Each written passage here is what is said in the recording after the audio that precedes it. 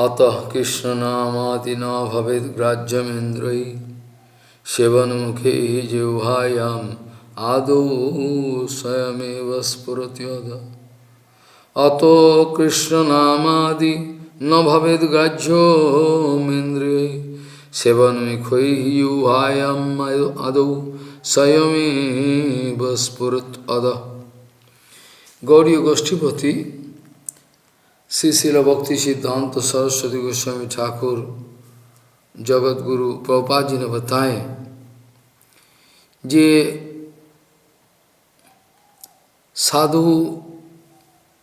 साधुओं का काम है बद्ध जीवों का अंदर में जो बंधन है सारे बंधन को काट के फेंक देना।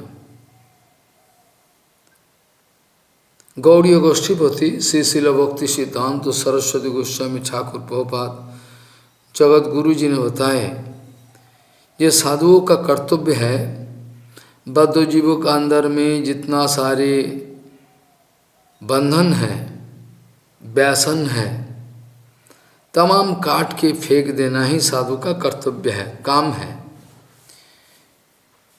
साधु मतलब हर वक्त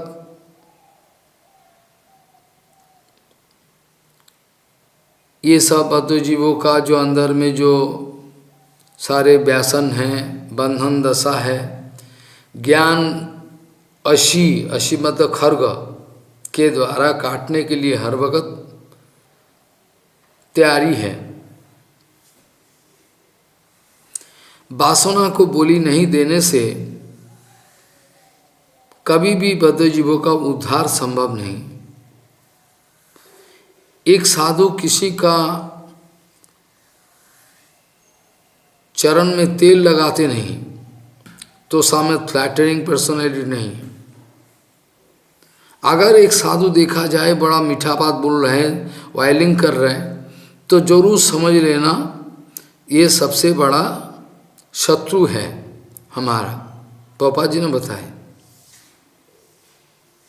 गुरु वैष्णव का अंदर वास्तव गुरु वैष्णव जो है इन लोगों का कभी असत्संग करने का कोई इच्छा ही नहीं है, प्रवृत्ति नहीं है। फिर भी ये जो असत मार्ग पे चलने वाले जो है ये लोगों को बचाने के लिए कभी कभी ये लोगों का आमना सामना हो जाता है, आते हैं हरि कथा बताते हैं बचाने के लिए। ऐसा करके देखा जाए तो सही विचार है। अतः कृष्ण नामादि न भवित ग्राह्यमेन्द्रैः अपराकित जगत का भगवान का नाम धाम किसी भी चीज ये जड़ इंद्रिय का विषय नहीं है।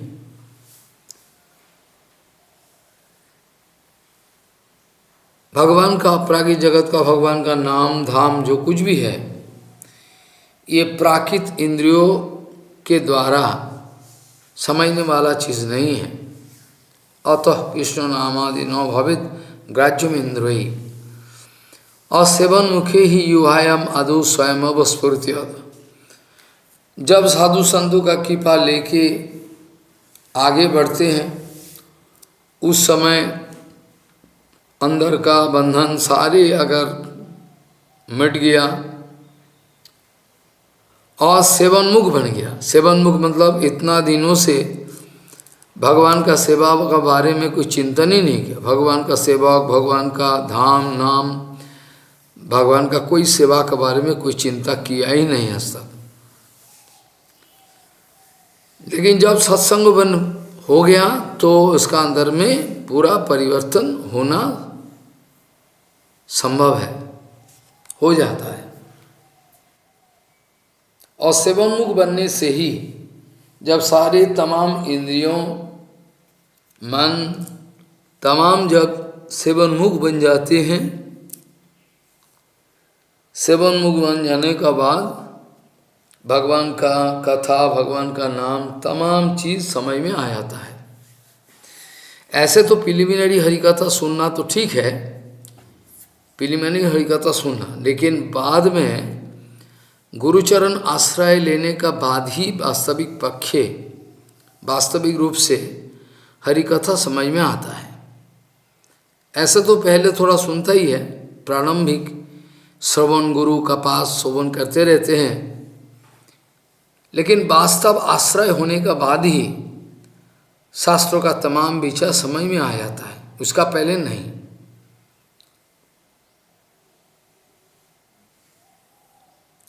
जब संपूर्ण आत्मसमर्पण कर दे सदगुरु चरण में, तब जीवता शास्त्रों का विचार आदि सारे समझ में आ जाता, लेकिन पहले समझ में आना संभव नहीं। तो साधु का ये काम है। अर्जुन भगवान के सामने स्वाधिमम तम प्रपन्न इत्यादि बोल दिए, लेकिन विचार में असलियत में प्रैक्टिकली देखा गया अर्जुन का अंदर में अभी भी 100% शरणागति कुछ नहीं है। जिसलिए शास्त्रों का ये सब जो एक एक करके विचार भगवान उठा रहा है, ये अर्जुन का अंदर में समझ में नहीं आ रहा है, अर्जुन को समझ में नहीं आ रहा। ऐसा करके जाते जाते गीता, श्रीमद् भगवत गीता का अंदर में भगवान श्री कृष्ण का ढेर सारे उपदेश अर्जुन को सामने रखकर ठाकुर जी ने किए हैं। अकाल इतना तक चर्चा हो गया। न बुद्धि भेदम जनयेद अज्ञानम कर्म संगीनम जोशेत सर्वकर्माणि विद्वान युक्तो समाचरण। अज्ञ व्यक्ति जो कर्म संगीन, जो बिल्कुल कोई बिना मकसद बिना प्रॉफिट कोई काम करना नहीं चाहता, कर्म संगीनम माने कोई भी कर्म करे उसका अंदर में फल प्राप्ति करने का पूरा इच्छा है, तो फल प्राप्त होगा ही। हमने किया, फल क्यों नहीं मिलेगी। इसी अवस्था में भगवान इधर विचार करके बताए, ये सब जो अज्ञानम कर्म संगीनम, अज्ञान कर्म संगी अर्थात कर्मों का फल का ऊपर अटैचमेंट है, सब है। ये लोगों को बुद्धि भेद मत करो। बुद्धि भेद मतलब जोर जबरदस्ती उसको समझाए, ये भक्ति सबसे बड़ा चीज़ है, ये क्या कर रहा है छोड़ दे, ऐसा करके जोर जबरदस्ती मत करो। बुद्धि भेदम, बुद्धि भेदम माने उसका जिस चीज़ में अभी लगन है, उसका जो प्रयास प्रचेष्टा है, लगन है, उसको तोड़ मोड़ के उसको उल्टा रास्ता में मत चलाओ, क्योंकि इसका अंदर में तो अभी मैच्योरिटी ना है। कर्म क्या है, कर्म करने से अल्टीमेटली क्या मिलता है, और भगवान में सारे कर्मों का फल समर्पित करके कर्तव्य बुद्धि आसक्ति रहित कर्म करना चाहिए, ये सब तो इसका दिमाग में घुसेगा ही नहीं। और भक्ति का बात बताओ, वो भी बेकार। अश्रद्धावान व्यक्ति को भक्ति का उपदेश हरिनाम आदि देने जाओ तो आपका नुकसान है। अश्रद्धावान व्यक्ति को जोर जबरदस्ती और हरिनाम देने जाओ, तत्व ज्ञान देने जाओ तो उल्टा फल होगा, आपका ही नुकसान हो जाएगा। क्योंकि अश्रद्धावान व्यक्ति को ये जो अपरागिक जगत का जो हरिनाम आदि ये देना माना है, जब इसका परिवर्तन हो जाए, धीरे धीरे भक्ति में श्रद्धा आ जाए, समझ में आ जाए कि धाम क्या है, भगवान क्या है, भगवान का भक्त क्या है, धीरे धीरे समझ में आए तो ठीक है, नहीं तो बेकार। इसीलिए जोर जबरदस्ती चल चल चल गौड़िया मठ में चल, वो वहाँ खाएगा बस, रहेगा बस आनंद, आप बाद में सन्यास ले लेला, ऐसा करके किसी को भड़काना ठीक नहीं। इसमें इसका तो जितना भी मंगल हो रहा था, ये भी मंगल का रास्ता पूरा के पूरा बंद होके वो बेचारा उल्टा रास्ता भी चले।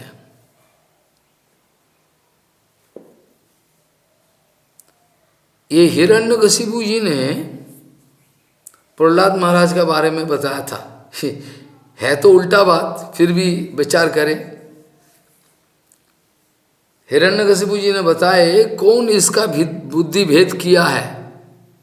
संडो और अमरको को बता रहे थे कौन इसका बुद्धि भेद किया है। ये बालक है, बालक का बुद्धि भेद किसने किया? उसका विचार से बुद्धि भेद मतलब असुर खानदान में पैदा होने का बाद इतना ऊंचा खानदान, और इसका जो इतना बड़ा खानदान है, इसका जो करना चाहिए वो नहीं कर रहा है, उल्टा रास्ते में हरि भक्ति कर रहा है। ये इसका बारे में हिरण्य जो बुद्धि भेद है।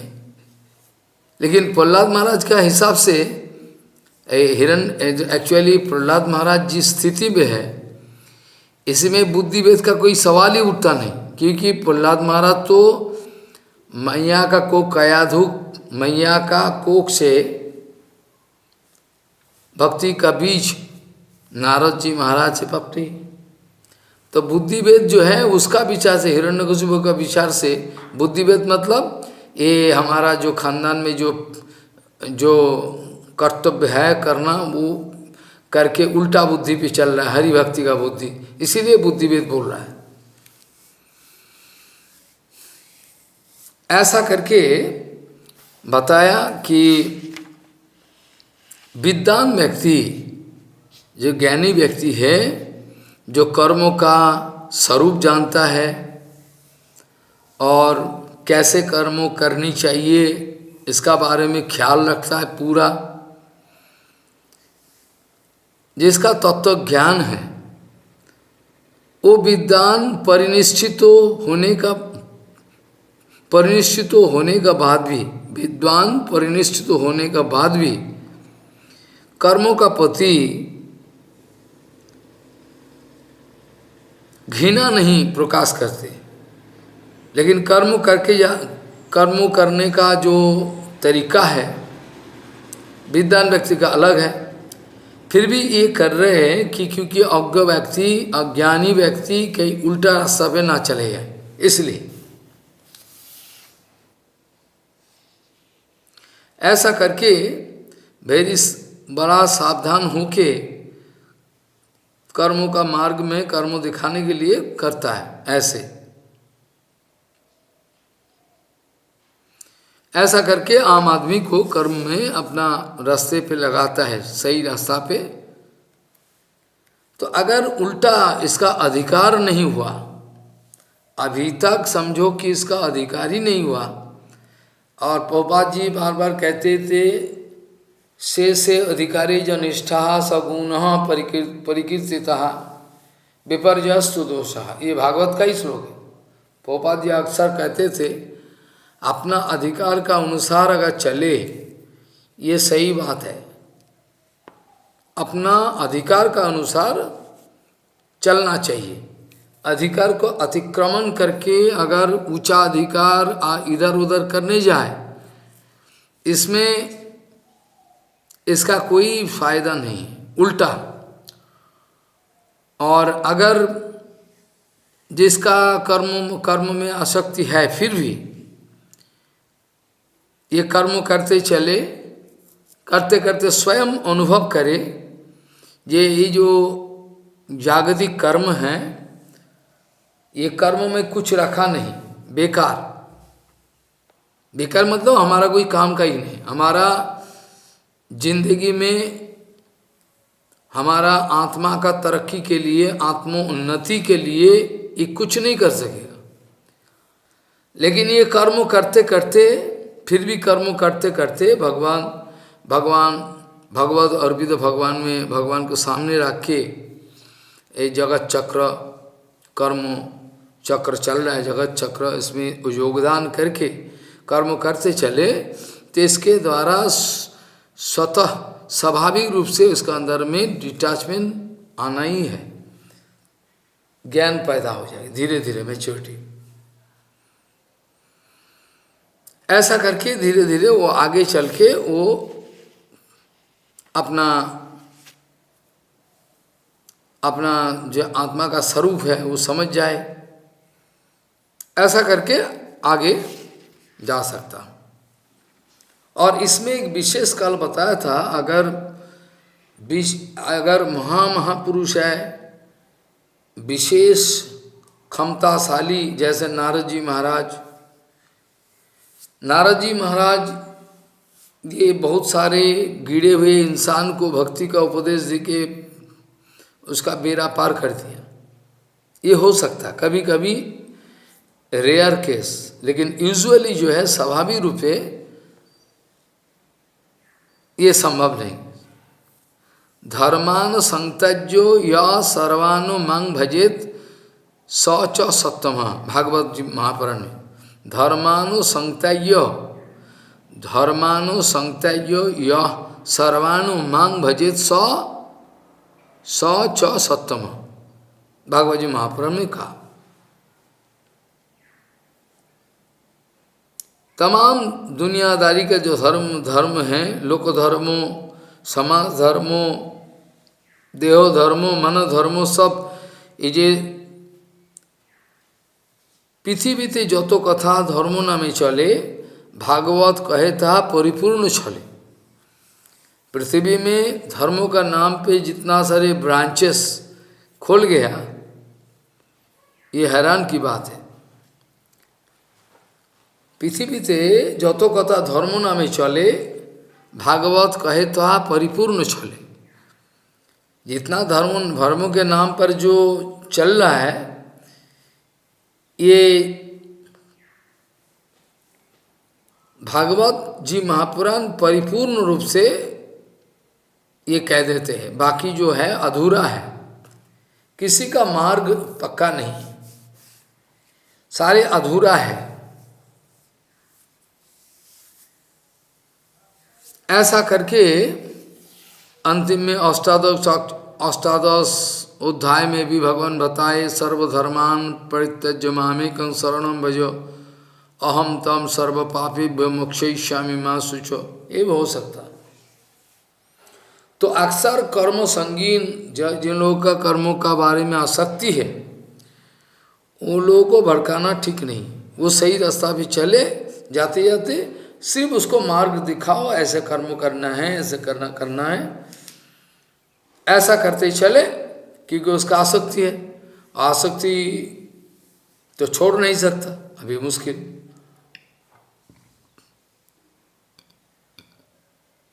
सो ज्ञान उपदेष्टा विचार करके उसको चलाए। लेकिन भक्ति उपदेष्टा जो है, जैसे नारद जी महाराज आदि, भक्ति उपदेष्टा का प्रति एक ही आदेश है। जैसे महाप्रभु नित्यानंद हरिदास जी को बताते हैं, सुनो सुनो नित्यानंद सुनो हरिदास, सर्वत्र आमार आज्ञा करो हो प्रकाश। पति घरे घरे यही भिक्षा करो, यही भिक्षा बोलो कृष्ण भजो कृष्ण करो कृष्ण शिक्षा। इहा बही आर ना बोलिबा बलाइबा, दिन अवसाने आसी हमारे बोलिबा। चैतन्य चरितमृत में है। नित्यानंद हरिदास जी को साक्षात भगवान परतपर अखिलेश्वर आदेश दिए, सर्वत्र हमारा आज्ञा प्रकाश करो। हर घर घर में जो कृष्ण का नाम बोले, कृष्ण भजन करे, कृष्ण शिक्षा ग्रहण करे, और कृष्ण शिक्षा, कृष्ण नाम, कृष्ण भजन छोड़ के कुछ भी ना करे, स्पेशल केस है। महाप्रभु का आदेश, ये छोड़ के दूसरा कुछ चीज बोलना ही नहीं। और दिन का अंत में मेरा पास आके मेरे को खबर देना, रिपोर्ट देना, क्या हुआ आज का दिन। ऐसा करके बताया। भक्ति उपदेष्टा बड़ा बड़ा पावरफुल जो भक्ति उपदेष्टा है, जैसे रसिकानंद प्रभु तो यहाँ तक कि एक पगला हाथी को भी परिवर्तन कर दिए।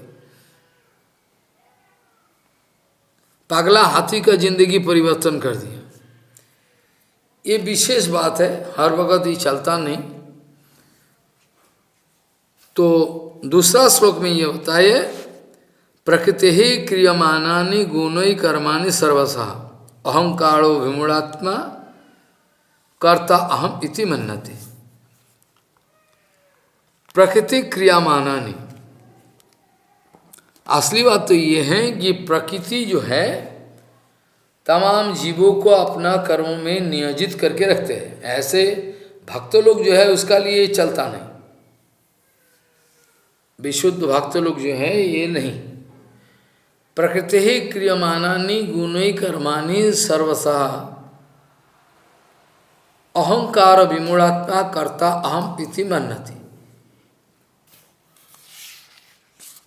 प्रकृति तमाम दुनिया को कर्म में नियोजित करके रखे हैं। प्रकृति क्रियमानानि, गुण के द्वारा, गुणैर कर्माणि सर्वशः, अपना जो गुण है प्रकृति का गुण सत्व रजोतम गुण, इसका जो प्रभाव है, इसके द्वारा ये जो जड़ शरीर है, खेती अपौत तेज मरुद बम, ये भी प्रकृति है। यहाँ तक कि हमारा जो मन है ये भी प्रकृति का ही चीज़ है। जो मन है ये भी प्रकृति का है।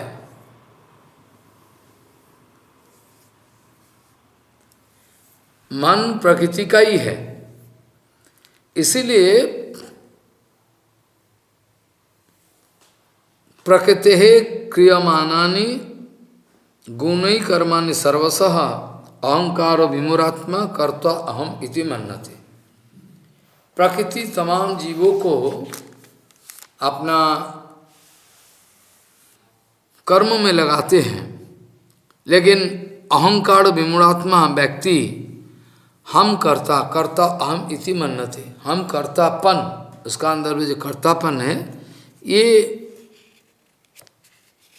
चलते रहते हैं। कर्ता अहम इति मन्यते। बात ये है, दरअसल बात ये है कि अंदर में जो आत्मा है, जीवात्मा है, ये तो चिदात्मा है, चिन्मय। चिन्मय आत्मा का साथ प्रकृति का कोई संबंध नहीं है, ये पुरुष है।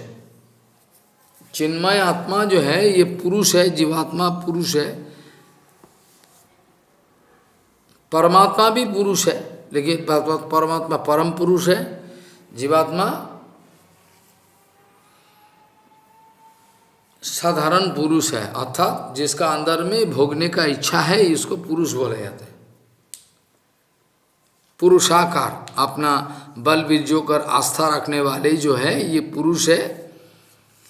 स्त्री शरीर या तो पुरुष शरीर, इसका बारे में नहीं बताया। ऐसा करके प्रकृति क्रियमानानि, आत्मा का साथ, चिन्मय आत्मा का साथ प्रकृति का कोई ताल्लुकात नहीं है। फिर भी ये बद्ध शरीर का अंदर बद्ध जी फंस गया और अपना स्वरूप को भूल गया। कैसा स्वरूप है, जीवे स्वरूप है कृष्ण नित्यदास, ऐसा भूल गया। इसीलिए जब भी आत्मा का साथ प्रकृति का कोई अटैचमेंट नहीं है, कोई बिल्कुल कनेक्शन नहीं है, फिर भी अपेक्षिक रूप से लगता है कि ये शरीर का किया हुआ कर्म जो है, मन के द्वारा चिंतन जो है, सब कुछ ही मेरा ही है। बद्ध जीव का ये गलत फहमी है, हर वक्त सोचते रहते हैं कि हम करता है, ऐसा करके चलते हैं। तो कर्म करने वाले में एक विज्ञ हैं, अविज्ञ हैं। विज्ञों का बात तो हमने बताए हैं। विज्ञ व्यक्ति का कोई अटैचमेंट नहीं है, वो जानते और ये हमारा नहीं, प्रकृति, हम तो ये शरीर में बैठे हुए हैं, हमारा शरीर, तमाम इंद्रियां जो है, मन है, सारे प्रकृति का ही विषय है। आत्मा का वृत्ति है, natural function of soul is bhakti. आत्मा का स्वाभाविक वृत्ति जो है ये भक्ति है। जब तक ये दिखाई नहीं पड़ता तब तक तो ये जरूरी है, ये चलते रहते हैं। तमाम कर्मों को दो किस्म का, लौकिक और वैदिकिक, ये दो किस्म का है।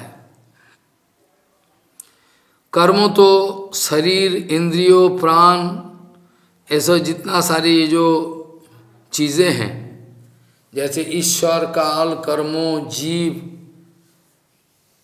ये ऐसा करके बहुत सारे तत्व हैं। इसको अलग अलग करके समझने से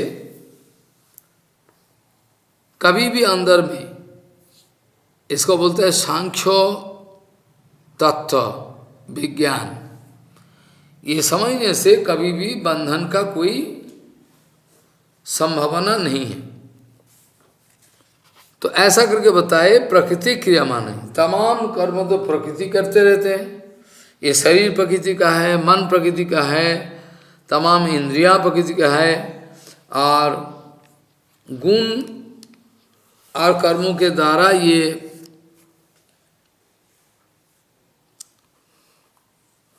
क्रियमान, गुण और कर्मों के द्वारा क्रियमान जो है कर्म, और अंतर में जो आत्मा बैठा हुआ है, ये सोचते हैं कर्ता अहम इति मन्यते। ऐसा करके अपने को बंधन में डालते हैं।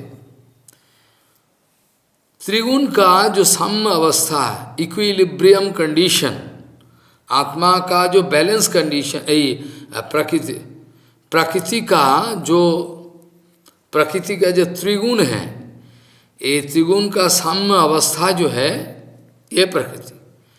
प्रकृति का अंदर में जो क्षोभ सृष्टि होता है, वैषम्य, प्रकृति का अंदर में जो प्रकृति जो क्षोभित हो जाती है, और ये तब ये प्रकृति परिणाम, ये विचित्र जगत, प्रकृति का जो बैलेंस कंडीशन, त्रिगुण का जो बैलेंस कंडीशन है, ये है प्रकृति का साम्य अवस्था।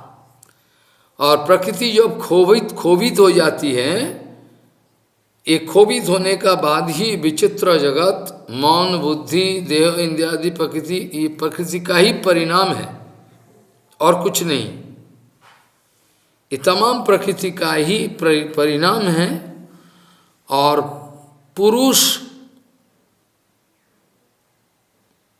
व आत्मा जो है, ये सब प्रकृति का परे वस्तु है। पुरुष और तो आत्मा वह स्वतंत्र, इसका साथ कोई ताल्लुकात नहीं है। साक्षी का रूप में रह जाते हैं, परमात्मा देखते रहते हैं हर वक्त क्या करने का इच्छा। ऐसा करके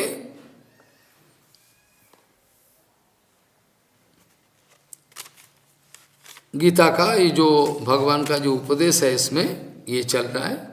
प्रकृति ही क्रियमानानि गुणो कर्मे गुणोई कर्माणि सर्वशः अहंकार विमूरात्मा कर्ता अहम इति मन्यते, ये चल रहा है।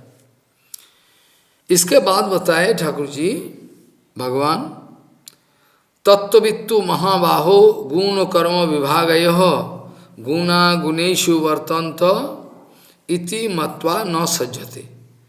अभी तत्वविद जो है, तत्ववित्तु महाभाव, तत्वविद जो पुरुष है, तत्वविद जो है, हे महाबाहो गुण कर्म विभागयोः, गुण और कर्मों का विभाग का विज्ञान जिसका अंदर में है, पूरा विचार बना के बैठा है, कुछ नहीं इसका लिए तो कोई हंगामा है नहीं, कुछ हंगामा है नहीं इसका लिए। तत्ववित्तु महाबाहो गुण कर्म विभागयः गुणा गुणेषु वर्तन्ते इति मत्वा न सज्जते। गुण कर्म विभागय माने गुण विभाग और कर्म विभाग का तत्वविद जो है, ये तत्वविद कभी इसमें जोड़ते नहीं, कभी इसमें जोड़ते नहीं, हर वक्त एक तत्वविद पुरुष जानते हैं, तत्वविद तो महाबाहो गुण कर्म विभाग यह विचार करके देखते हैं, देखते रहते हैं कि गुणा गुणेशु वर्तन्त इति मत्या न सज्जते। एक गुण दूसरा गुण का साथ संघर्ष में लिप्त हुआ, एक गुण का साथ दूसरा गुण का लड़ाई हो रहा है। गुणा गुणेशु वर्तन्त इति मत्वा न सज्जते। किसी व्यक्ति सात्विक भाव का है, किताब पिताब पढ़ता है, शांति रूप से रहता है, उसका जो बीवी वो रजगुण का है, कभी कभी इतना लड़ाई लग जाता, बस हो गया। तो इसका जो सत्वगुण है, सत्वगुण वो लड़ाई कर रहा है ऐसा खामाखा, इसके लिए इसका भी सत्वगुण का अतिक्रमण करके रजोगुण में प्रविष्ट हो जाता। अल गुणों गुण का साथ गुण का लड़ाई है, एक गुण का साथ दूसरा गुण का लड़ाई चल रहा है, बस हो गया। किसी तमोगुण है, रास्ते पे तमोगुणी गुंडा, उसका साथ कि उन्होंने किसी का साथ शुरू कर दिया बदमाशी, बस ये तो ऐसा करके तमाम दुनिया में देखा जाए तो गुणा गुणेशु वर्तन्त इति मत्ता न सज्जते। वास्तविक तत्वज्ञानी जो है, गुणों का साथ गुणों का लड़ाई चल रहा है, बस इसी में हमको फांसना नहीं है, ये विचार बना के चलते हैं। तत्वविद तो महाबाहो गुण कर्म विभागय गुणा गुणेशु वर्तन्त इति मत्या न सज्जते। ऐसा करके हे महाबाहो, जो व्यक्ति सतो रजो तमो गुण और मन बुद्धि इंद्रियों विभाग, इसका सारे रेस्पेक्टिव तत्वों का पता है, पृथक पृथक कर्मों विभाग तत्व विज्ञान जिसको मालूम है, और इंद्रियो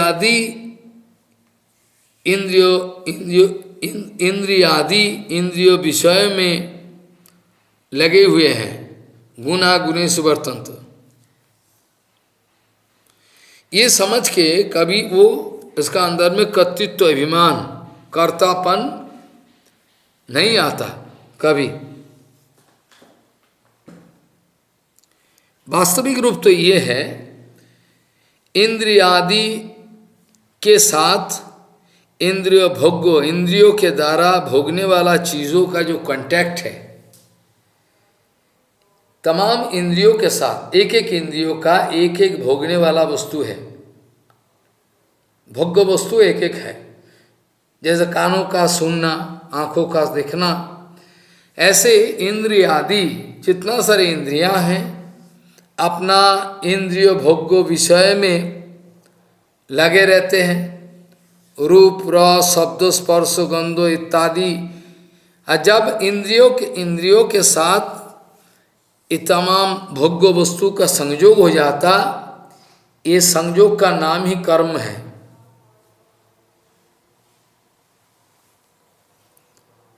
इंद्रियों का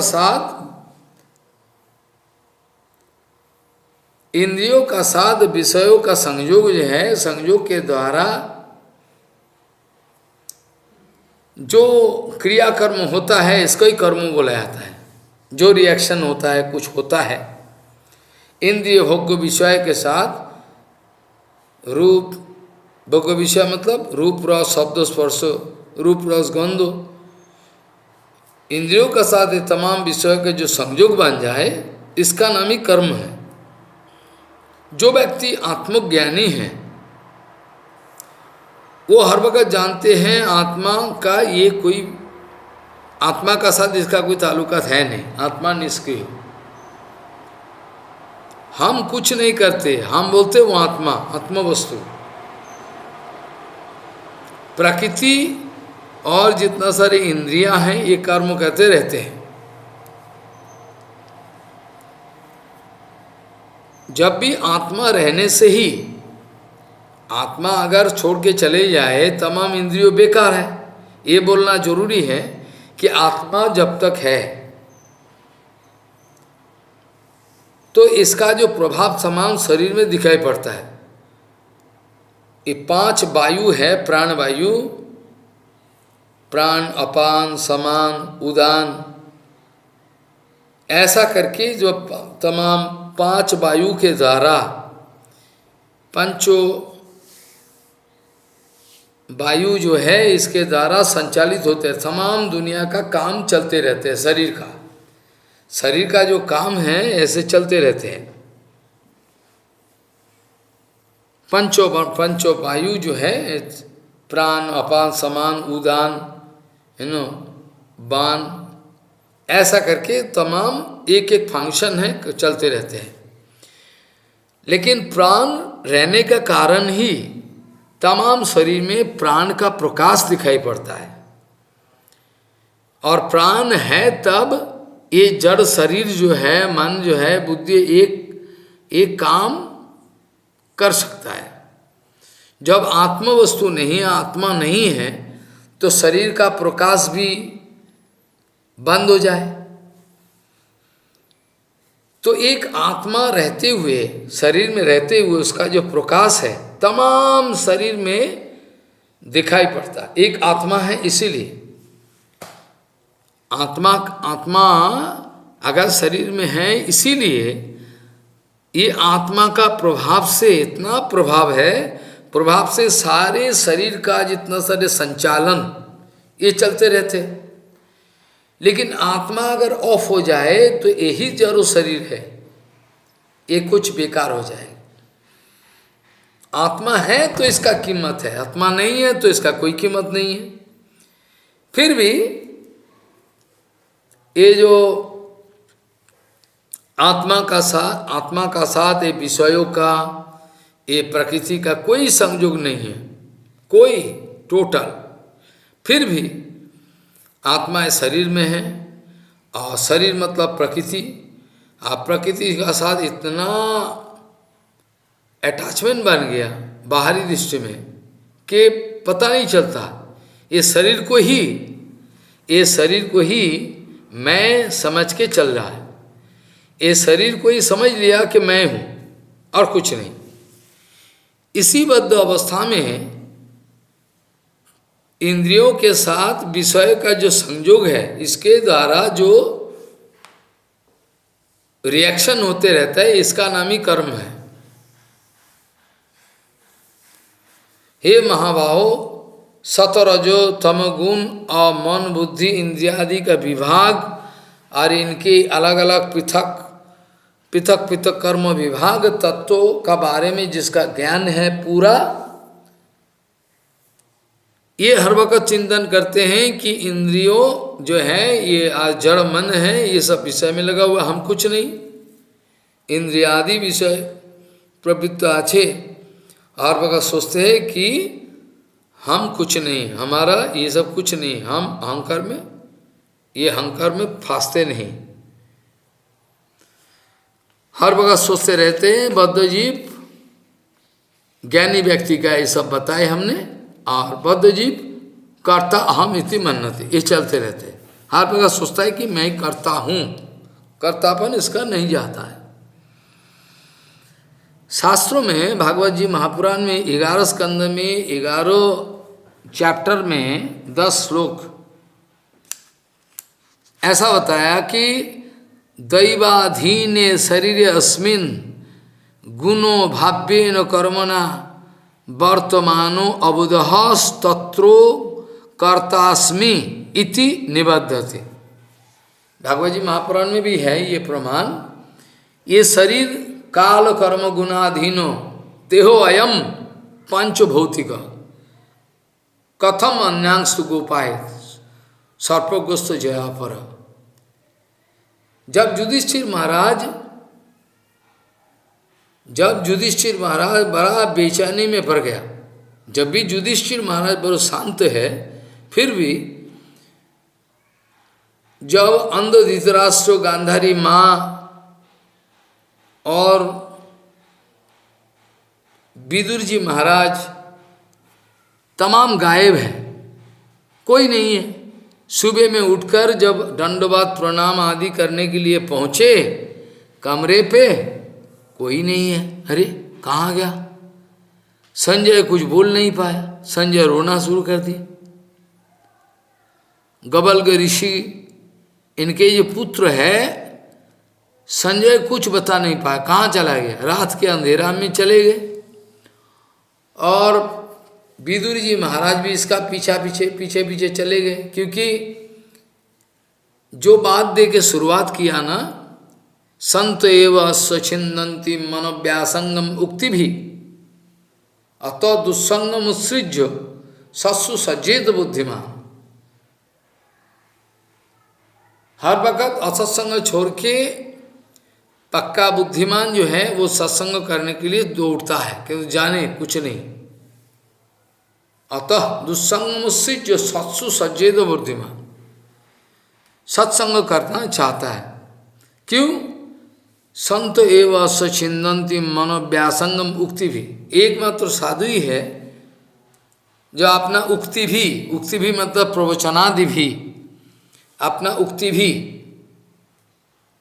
माने प्रवचनादि भी के द्वारा, शब्द ब्रह्म के द्वारा दूसरे का हृदय का जो बंधन है, जो व्यसन अंदर में भरपूर है, सब कोई को काट के फेंक दे। ये जो इसीलिए साधु संग जरूरी है। विदुर जी महाराज आप पहुंचे हस्तिनापुर में, इंद्रप्रस्थ में जो भी है, और उसी जगह विदुर जी महाराज चले गए थे। बहुत दिन बाद लौटे, तब तो युद्ध बुद्ध कुछ नहीं है, सब तो खत्म। अंध धृतराष्ट्र गांधारी माँ आदि का पूरा ध्यान रखते हैं पंच पांडव। अब विदुर जी महाराज पहले ही युद्ध का पहले ही चले गए तीर्थाटन। विदुर जी महाराज पहले ही तीर्थाटन करने के लिए भागी चले गए। और विदुर जी महाराज फिर आए, किस लिए आए? महद विचलनम नीलाम गिहीनाम दीनो चेतसाम निश्रयसायो कल्पते अन्यथा कचित। ये पक्का बात है। विदुर जी महाराज आने का मकसद ये है कि अंध धृतराष्ट्र से इसको कैसे बचाया जाए। बहुत समझाया बुझाया, शास्त्रों का बहुत बात वचन कहे, पहले भी बहुत से कह चुके, लेकिन इसका अंधापन, जो हृदय का जो अंधापन बिल्कुल तोड़ नहीं सके। अब युद्ध होने का बाद बेसहारा बन गया। और थोड़ा इसी समय में अगर समझे तो समझे, इसी विचार लेके आए और विदुर जी महाराज सारे तमाम तत्व ज्ञान उपदेश दिए। तत्व ज्ञान को उपदेश देके इसका अंदर में जो बंधन है उसको काट दिए। अंध धृतराष्ट्र जो है ये इतना दिन इतना उपदेश सुने, लेकिन आज जो बेसहारा है, कोई पुत्र नहीं, कोई परिवार कुछ नहीं, सब गया। ये गांधारी जी है, वो भी पांच पांडवों का अधीन मतलब देख रेख में जिंदगी गुजर रहा है। और इसको समझाना जरूरी है। अभी भी इसका अंदर में जीने का चाहत है। तमाम खानदान उजार गया, फिर भी इसका अंदर में जीने का जो चाहत है, जीना चाहता है।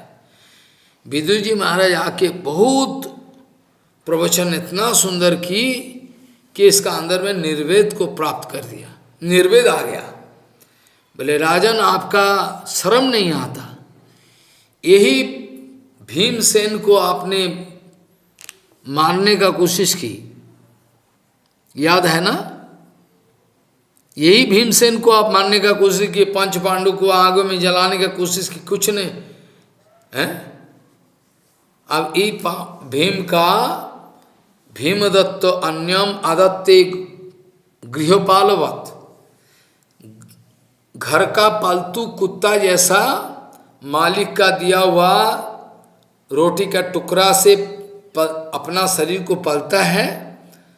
अब ये भीम जिसको मारने का कोशिश किया, ये पांच पांडवों का आग जलाने का कोशिश किया, बेकार में उसको जंगल में भेज दिया, पत्नी को अपमान करने का कुछ सब आप ही किए। और ये भीम का भीम आदत्त अन्नम आदत्ते गिहपालवत, कुत्ता का मैं भी खा रहा है। राजन पीछे देखो मोड़ के, आपका पीछे मौत खड़ा हुआ है, पीछे मोड़ के देखो मौत खड़ा हुआ है आपका, अभी भी आपका अक्ल नहीं है। ऐसा करके बड़ा फटकार दिया, विचार किया इतना सुंदर, तो इसका अंदर में निर्वेद प्राप्त हुआ और घर छोड़ के रात्रि रात अंधेरे में चला उत्तर दिशा। सहस्रधारा बोल के जो हरिद्वार ऋषिकेश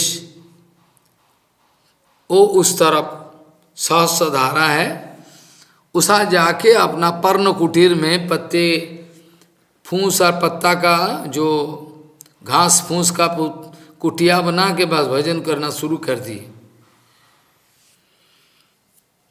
इस समय जब युधिष्ठिर महाराज रोया, कहने का मतलब है जिस समय युधिष्ठिर महाराज बहुत रोया, लेकिन नारद जी महाराज पधारे और बोले राजन रो क्यों रहे? बोले ऐसा ऐसा बात है। अरे रोना बंद करो, रो के क्या करो?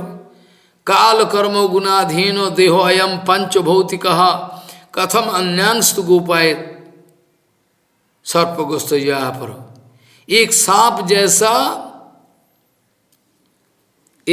जैसा किसी कीड़े मकोड़े या तो ये जो फ्रॉग है बैंग, इसको ग्रास करके आधा ग्रास मैंने देखा भी है मठ में। एक सांप जहरीली सांप एक बैंग को फ्रॉग इसको आधा पकड़ के रखा है, और जब तक ना मरे तो वो कैसे हजम करे उसको। ऐसा ही नारद जी महाराज उदाहरण दिए, राजन काल कर्मो गुणाधीनो देहो एवं पंच भौतिक। ये काल कर्मो से गुणाधीन हो, प्रकृति का गुना का अधीन है। कालो कर्मो गुणाधीन होते हो एवं पांच भौतिक है, शरीर पांच भौत का बना हुआ है। कैसे आप दूसरे को बचाने का प्रयत्न कर रहे हो? आप बचाने वाला कौन हो? कैसे आप सोच रहे हो कि दूसरों को बचाओगे? आप खुद हर जीव महाकाल रूपी जो सर्प है, हर जीव महाकाल रूपी जो सर्प है वो आधा मुख में डाल के रखे हैं, आधा डाल के आगा खा लिया। महाकाल रूपी जो सर्प है हर जीवात्मा हर जीव को आधा खा के रखा हुआ है। कभी तो ऐसी अवस्था में आप किसको बचा सकते हो? आप बचाओगे ये भी तो अभिमान का बात है। जैसे अर्जुन को होता है तू मारेगा, तू मारने वाला कौन है? तुम मारने वाला कौन हो? देखो मैं मार के रखा हूं, तमाम पितामह भीष्म आदि सारे मार के रखा हूं। निमित्त मात्र भव सब्यसाचिन, तुम निमित्त मत बन जाओ हे सब्यसाची, तुम निमित्त मत बन जाओ। तुम मारने वाला कौन हो? मैं हूं, मैं तो कर रहा हूं ना। निमित्त मात्र भव सब्यसाची, ऐसा करके काल कर्मों गुणाधीन सारे देहो, मन भी प्रकृति का है, सारे प्रकृति का है। बस एक ही चीज है वो अभिमान, हम मैं मेरा। ऐसा करके भागवत में और भी श्लोक है, स एष जर ही प्रकृतेर गुणेशु अभि विसज्जते अहंकार विमूढ़ात्मा कर्ता अहम इति मन्यते। ऐसा करके बहुत सारे प्रमाण हैं। प्रकृति गुण के द्वारा मोहित होके, प्रकृति के गुणों के द्वारा मोहित होके अज्ञान व्यक्ति विषयासक्त होके कर्म कर रहे हैं, कर्म करना चाहता है, करते हैं। ये लोगों को कर्म त्याग का उपदेश अगर दिया जाए खामा में तो बड़ा भारी विपत्ति आ सकता है। कर्म त्याग का उपदेश इनको देना नहीं चाहिए। समोदमादि ये अगर अभ्यास नहीं हो पाया, चित्त ईश्वर वशीभूत न हुआ, एकनिष्ठ नहीं हुआ, विषय शक्ति हटना उतना आसान बात नहीं है। विषय का आकर्षण आसक्ति ऐसे ही हट जाएगा, ये हो ही नहीं सकता। इसका अधिकार नहीं बना, आपने उपदेश दे दिया। उपदेश देने का बाद क्या हुआ, समाज में कुछ चोर चोट्टा, मिथ्याचार, प्रवंचक, ये इसका इनके जो संख्या है बढ़ते चले गए। अकर्मा भगवान अकर्मा लोग का सृष्टि होगा। ये समाज के लिए बड़ा नुकसानदायक है, हानिकारक है। अगर कोई आचार्य है ऐसा जिन्होंने किसी जीवात्मा को परिवर्तन करने का क्षमता रखता है, वो हो सकता है, क्योंकि भक्ति में तो कोई जात पात irrespective of caste and creed everything, कौन देश का है क्या है ऐसा कोई नहीं। भक्ति तो आत्मा का स्वतंत्र वृत्ति है, भक्ति देवी स्वतंत्र, तो इसका लिए कोई बात नहीं। लेकिन अक्सर जो नियम है वही बता रहे, प्रकृतिर गुण संमूढ़ा सज्जन्ते गुण कर्मसु तानो तानो अकृष्ण विदो मंदानो कृष्ण विद न विचालयत। प्रकृति के द्वारा जो महित है, प्रकृति गुणों के द्वारा जो महित है, प्रकृतिर गुण संमूढ़ा, सम्यक रूप में मूढ़ा संमूढ़ा, सज्जनते गुण कर्मसु, गुण और कर्मों इसमें लगे रहते हैं हर वक्त। इन लोगों को अर्थात ये अकृष्ण विदों को, तानो अकृष्ण विदो मंदानो, मंद बुद्धि वाले को, तत्व ज्ञान जिसका पास कुछ नहीं है, इन लोगों को कृष्णविद न विचालित,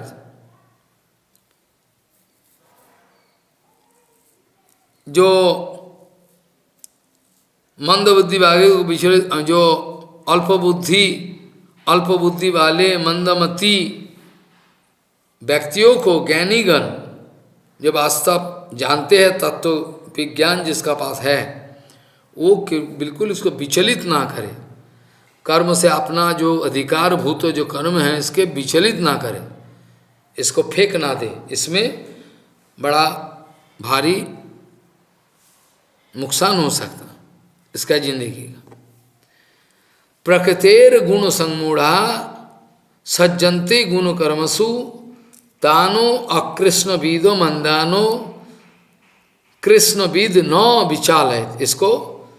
इसका लक्ष्य जो है, इसका अपना जो अधिकारभूत लक्ष्य है उसके, इसको फेंक ना दे, वो अपना रास्ता में चलने दे, इसमें सही है। और 30 नंबर श्लोक में भगवान कह रहे हैं कि मयि सर्वाणि कर्माणि संन्यास्याध्यात्म चेतसा निराशिर निर्ममो भूत्वा युद्धस्व विगत जरः। मयि सर्वाणि कर्माणि संन्यास्तो, सारे कर्म जो है कर्ता ईश्वर, और इनके उद्देश्य में भृत्यवत हम नौकर है, हम आदर्श पालन करने वाले हैं, हम इसलिए कर्म कर रहे हैं। इतना विवेक बुद्धि लेकर जो समस्त कर्मों हमको समर्पित कर देता है, और निष्काम भाव से, कामना शून्य, ममता शून्य, अटैचमेंट नहीं है, ऐसा जो स्थिति है, ऐसे शोक आदि वर्जन पूर्वक तुम युद्ध करो, तुमको युद्ध करना जरूरी है। कामना शून्य होकर, ममता शून्य, अटैचमेंट शून्य पर, कामना इसका फल कामना नहीं है, ममता अटैचमेंट नहीं है, और कोई शोक नहीं है, इसका शोक त्याग पूर्वक तुम युद्ध करो, यही मेरा उपदेश है। मयि सर्वाणि कर्माणि संन्यास्याध्यात्म चेतसा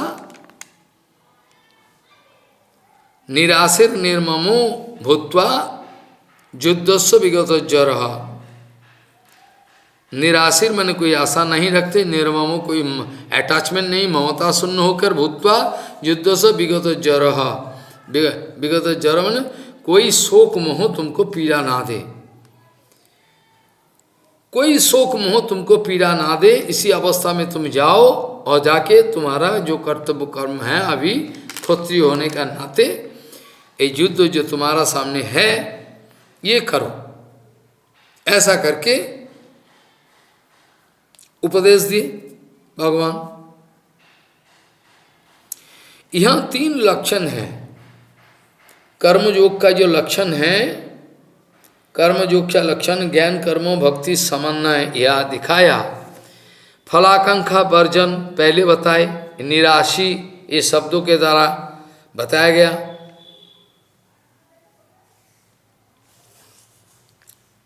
और उसके बाद बताया गया कामना शून्य बताया गया, ममता शून्य, अटैचमेंट नहीं है, कर्तृत्व अभिमान त्याग, आध्यात्म चेता और निर्मम शब्दों के द्वारा ये बताया गया। मैं मेरा ये ज्ञान जब तक रहे, ये बुद्धि जब तक रहे, निर्मम अर्थात अटैचमेंट छोड़ना, ममता छोड़ना संभव नहीं। अचित्त को भी आत्मस्थ बनाना संभव नहीं। चित्तत्व अचित्त आत्मस्थ मतलब इसका अंतर्दृष्टि जाए, बाहरी दृष्टि बंद हो जाए, आत्मा में स्थित हो जाए, विचार अंदर में देखे, से चित्तो भी आत्मस्थ होना संभव नहीं हो पाता। सर्व कर्मों जब ईश्वर में मई, ये जो इसके द्वारा तो भगवान यही बताए ने, हमको समर्पण करो। मई सर्वाणी कर्माणि संन्यास्तो, ये इसका माने क्या है? मई सर्वाणी कर्माणि संन्यासो संन्यास्याध्यात्म चेतसा, मई सर्वाणी कर्माणि संन्यास्याध्यात्म चेतसा निराशेर निर्ममो भूत्वा युद्धस्व विगत जर, ये बताया। ये जो सर्वकर्मों ईश्वर में मई, हम जो ईश्वर है हमें समर्पण कर दो, ये जो श्लोक ये जो है, ये 3 लक्षण बताया गया। 3 लक्षण जो है एक दूसरे का पास जोड़ा हुआ है। जो व्यक्ति सर्वकर्म ईश्वर में समर्पण पूर्वक हम भगवान का नौकर है, भृत्य है,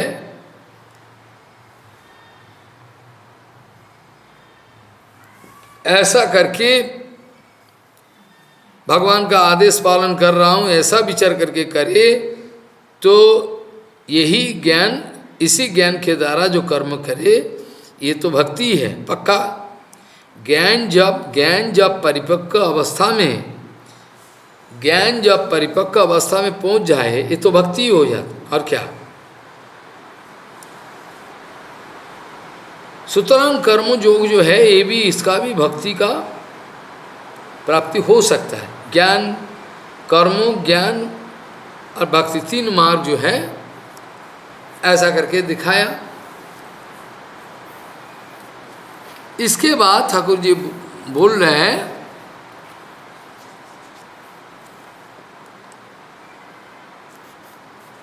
जे में मतम इदम, जे में मतम इदम नित्यम अनुतिष्ठन्ति मानवः, जिन्होंने ये हमारा ये जो मत है, उपदेश है, इसका पालन करे सही ढंग से। जे में मतम इदम नित्यम मनुतिष्ठन्ति मानवः श्रद्धावंतो अनुसूयन्तो मुच्यन्ते ते ओपी कर्म भी।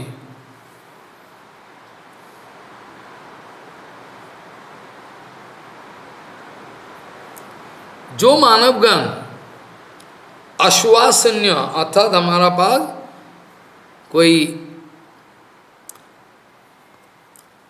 अश्वासुन्य होकर, अश्वा मतलब मत्सरत शून्य होकर, जे में मतमिदम नित्यम अनुतिष्ठन्ति मानवः श्रद्धावंतो अनुसूयन्तो मुच्यन्ते ते ओपी कर्म भी।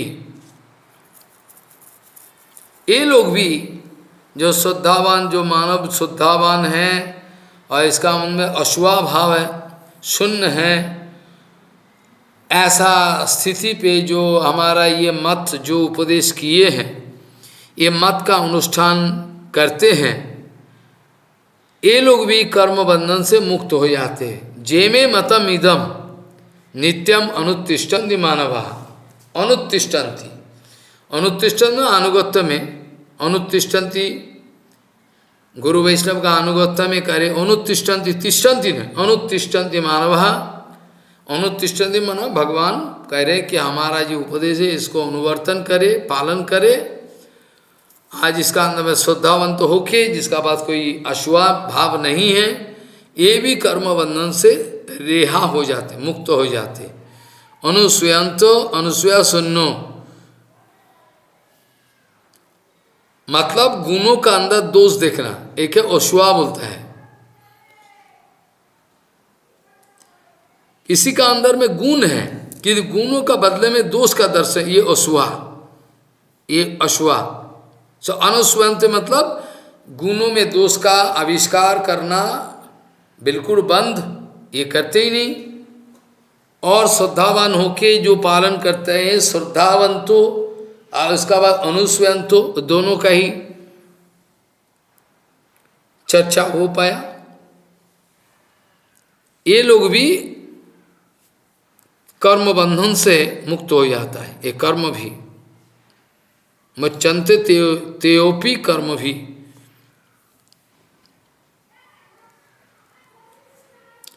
अभी जो है इसका बात ठाकुर जी कह रहे हैं कि जेतु एतद अभ्यस्यंतो नानु तिष्ठन्ति में मतम।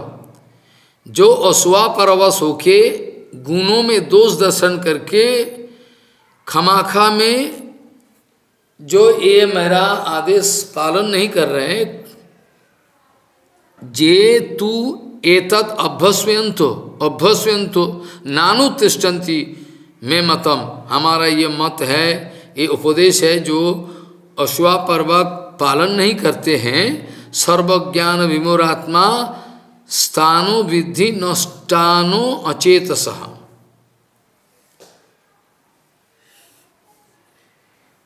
जे लोग अश्वा परवश होके हमारा ये जो मत जो उपदेश किया इसका अनुष्ठान नहीं करते हैं, ये विवेकहीन हैं। ये विवेकहीन व्यक्तिगणों के सर्वज्ञान विमूढ़ो और विनष्टो बोल के जान लो। माने मतलब हर हालत में मूर्ख है, पावक पागल है, विवेकहीन है। सर्वज्ञान विमूढ़ांग स्थानो विद्धि नष्टानो अचेतसः। इसका चेतन धर्मुख हो गया, ये बेकार जो पालन नहीं किए। ऐसा करके भगवान बताए, जेतु एतद अभ्यस्वयंतो नानु तिष्ठन्ति में मतम सर्वज्ञानो विमूढ़ान स्थानो विद्धि नष्टानो अचेतसः। ऐसा करके बताया। इसके बाद सदृशं चेष्टते स्वस्या, सदृशम चेष्टते स्वास्वा प्रकृतिर ज्ञानवाणोपि प्रकृतिं जानती भूतानि निग्रह किं करिष्यति। ऐसा करके ज्ञानवान ओपी अर्थात ज्ञानवान व्यक्ति भी स्वास्या प्रकृते है सदृशम निज प्रकृति के अनुरूप चेष्टते मैंने कार्य करते रहते हैं। अगर ऐसा है तो भूतानी प्राणी शकल जो है प्रकृति का ही अनुसरण करता है। निग्रह इसका पीड़न निरोध किंग करिष्यति, इसका निरोध करने जाओ तो क्या फल है, क्या क्या कर सकता है। ज्ञानवान व्यक्ति भी ज्ञानी व्यक्ति भी अर्थात ज्ञानवान व्यक्ति भी निजो प्रकृति के अनुरूप कर्मों करने लग जाते हैं। हर प्राणी अपना प्रकृति का ही अनुसरण करते रहते हैं। स्वभाव प्रकृति स्वभाव का और दूसरा नाम प्रकृति भी है। प्रकृति का मतलब नेचर तो है, और स्वभाव को भी कभी कभी नेचर बोला जाता है। प्राणीगण अपना प्रकृति का ही अनुसरण करते रहते हैं। इंद्रियों निग्रह के द्वारा तुम अगर इंद्रियों को निग्रह करने जाओ जोर जबरदस्ती, इंद्रियों निग्रह की करीबे, इंद्रियों निग्रह करने जाओ तो इसमें क्या फल मिलेगी? स्वभाव का मतलब है जीव मात्र एक विशेष प्रकृति लेके जन्म ग्रहण करता है। मतलब पहला जन्म का जो संस्कार है और इसी जन्म लेने का बाद जो होता है ये प्लस माइनस होके अगला जोनी के लिए प्रस्तुत हो जाता है अकाउंट।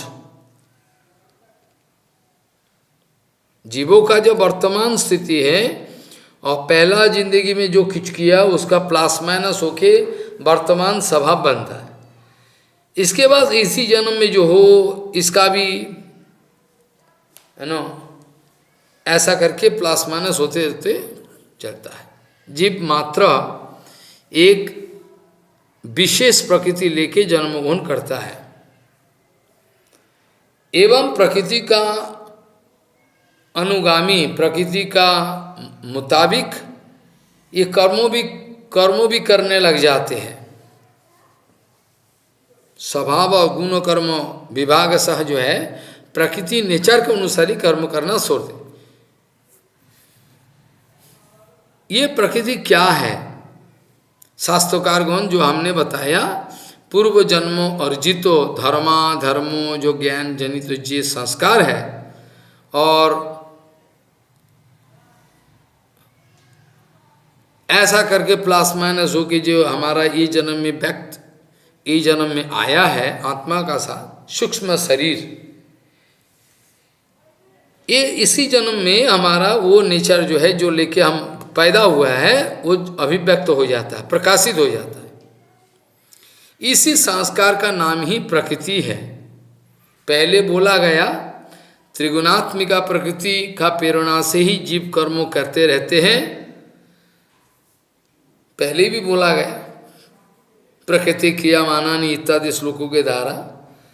वस्तुतः ये प्राप्तम शरीर का मूल में, वस्तुतः ये प्राप्तम शरीर हम प्राप्त किए हैं इसका भी ओरिजिन में जाओ पहले देखो। ये इसका भी कारण है त्रिगुण के द्वारा चालित होके हमारा अंदर में जो संस्कार पैदा हुआ उतना ही है, प्रकृति का ही त्रिगुणी ही इसका लिए रिस्पॉन्सिबल है, जुम्मा है।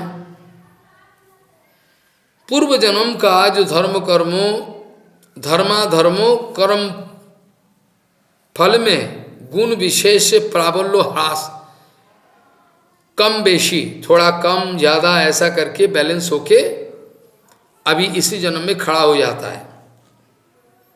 इसका ही नाम प्राचीन संस्कार व अभ्यास।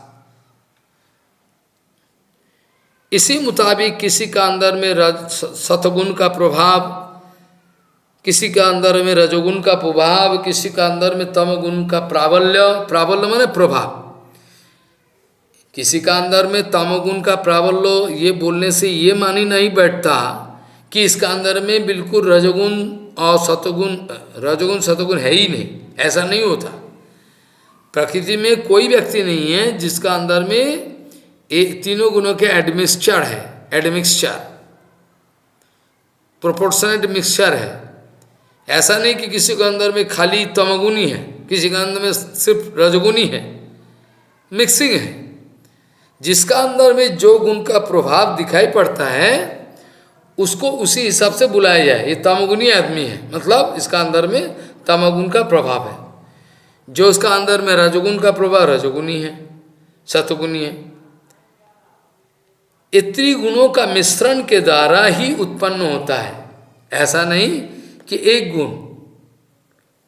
और ये जो सतरज तमगुण का जो एडमिक्सचर है, मिक्सिंग है, मिश्रण गुण, इसके द्वारा ही इसका स्वभाव का जो प्रकाश होता है इसके द्वारा ही होते रहता है। जिसका अंदर में सतगुण ज्यादा है वो सतगुण प्रधान व्यक्ति है। और साधु संतों का लिए जो त्रिगुण गुणातीत भूमिका में जाना चाहता है, जो गुणातीत भूमिका में जाना चाहता है उसका लिए त्रिगुण का कोई प्रभाव होनी नहीं चाहिए।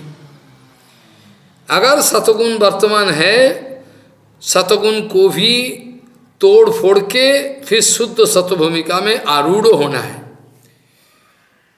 अभी जो सतगुण तो है ही है, सतगुण का प्रभाव दिखाई पड़ता है, लेकिन ये सतगुण भी बंधन का कारण।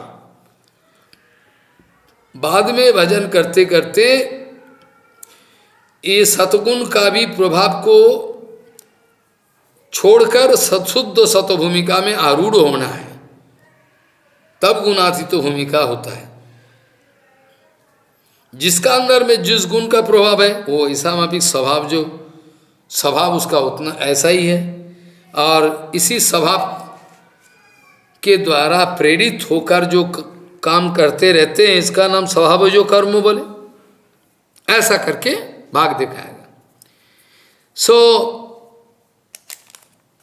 ऐसा बोला, ऐसा बताया गया, जे सदृशम चेष्टते स्वाश्वा, सदृशम चेष्टते स्वाश्या, सदृशम चेष्टते स्वाश्या, प्रकृतिर ज्ञानवानोपि प्रकृतिम जानति भूतानि निग्रहो किं करिष्यति। प्रकृति का अनुवर्तन करते रहते हैं बद्ध जीव सारे, तो बाहरी दृष्टि में तुम कुछ भी करने जाओ, निग्रह भूतानि, निग्रह किं करिष्यति, निग्रह मने निरोध पीड़न, क्या कर सकता है इसका, ये तो स्वभाव है उसका, तो करेगा।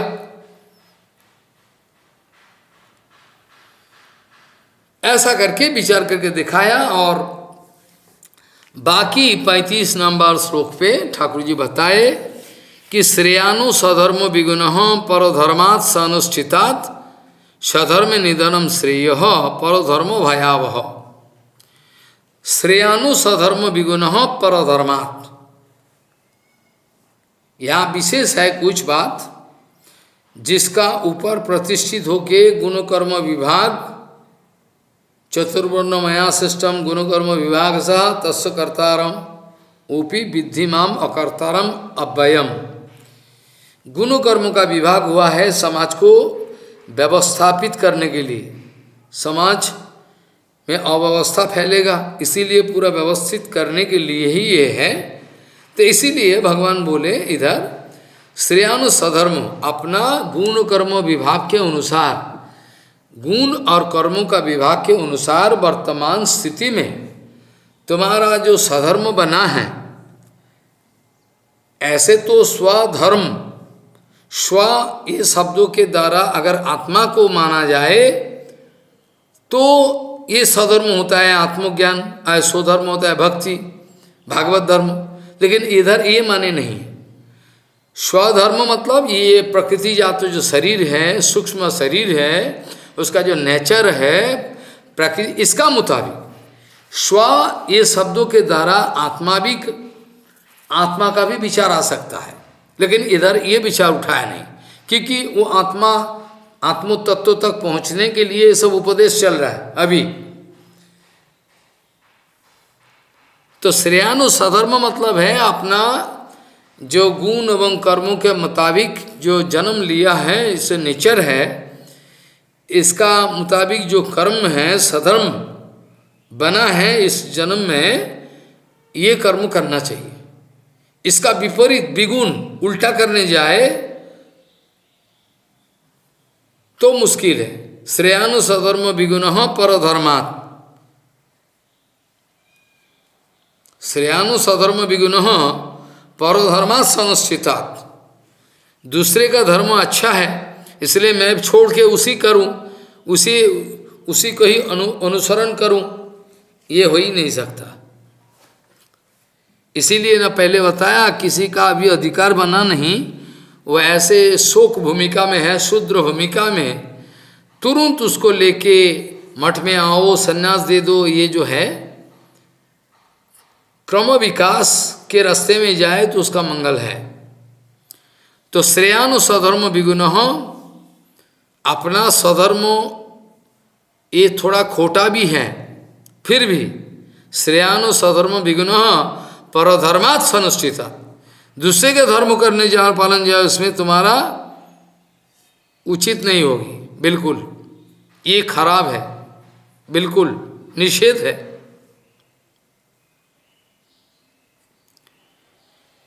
परधर्म जितना भी अच्छा होना क्यों, फिर भी सधर्म में निधनम श्रेय। अपना धर्म पालन करने जाए तो इसमें मेरा निधन हो गया, फिर भी अच्छा है, लेकिन सधर्म निधन से हो, परोधर्म भयावह, दूसरे का धर्म पालन करने जाओ जोर जबरस्ती, ये भयंकर है। भयावह, भयावह का मतलब क्या है? ये भयावह जो शब्द बोला, ये क्यों बोला, इसका थोड़ा विचार करना चाहिए। सधर्म मतलब किंचित दोष विशिष्ट होने से भी अपना सधर्म, अपना नेचर के अनुसार, गुण कर्म विभाग के अनुसार हमको हमारा पास जो कर्म आया, ये कर्म करना चाहिए। दूसरे का धर्मों को हम अच्छी तरह से करने जाए, ये ठीक नहीं। उत्तम रूप से अनुष्ठित परधर्मों अपेक्षा अपना जो किंचित दोष विशिष्ट जो सधर्म है, फिर भी हमारा जो नीचा, हमारा जो सधर्म है, यही पालन करो, सधर्म पालन करो। सधर्म में रहते हुए निधन अर्थात मौत आने से भी, सधर्म में निधनम, निधन मतलब मौत आने से भी ये कल्याणकर है। किंतु परधर्मो जो तुम्हारा अधिकार का नहीं है, इसको पालन करने जोर जबरदस्ती जाओ, ये बड़ा मुसीबत है इसमें। सधर्म अर्थात अपना नेचर को अनुसार जो धर्म, कर्तव्य कर्म, इसी को बताया गया। जो जिसका जो कर्तव्य कर्म है वही सधर्म है। सधर्म शब्द का अलग अलग व्याख्या भी हो सकता है, कोई कोई उल्टा व्याख्या भी करता है। सधर्म शब्दों के द्वारा बहुत सारे आदमी अलग अलग व्याख्या करते हैं, लेकिन इधर ये व्याख्या ठीक है। यही सधर्म शब्दों के द्वारा अलग अलग व्याख्या भी बैठता है। कोई कोई जैसे हम बताया, स्व शब्द में आत्मा, आत्मधर्म आता है, लेकिन इधर नहीं है। ये जो जड़ शरीर है, पांचभौतिक और सूक्ष्म शरीर है, ये अभी भी अभिमान इसका अंदर में है। सूक्ष्म शरीर, इसको कारण शरीर बोला जाए। ये सधर्म बोलने से इसका मुताबिक जो कर्म है, ये सधर्म। अर्जुन को ये लक्ष्य करके ये बात बताया गया, अर्जुन को टारगेट लक्ष्य करके बताया गया कि तुम्हारा सधर्म है, क्षत्रिय हो तुम, और युद्धादि क्षत्रियोचित धर्म सधर्म है तुम्हारा, वो तुमको करना चाहिए। सधर्म सकर्म शौच कर्म, स्वाभाविक बातें आते रहते। अष्टादश अध्याय में ब्राह्मण आदि चतुर्वर्ण का, क्षत्रियों का क्या शौर्य वीर्य धीतिर दाक्ष युद्धे चापिया पलायनम इत्यादि बात बताए। सब ऐसे विचार का अनुसार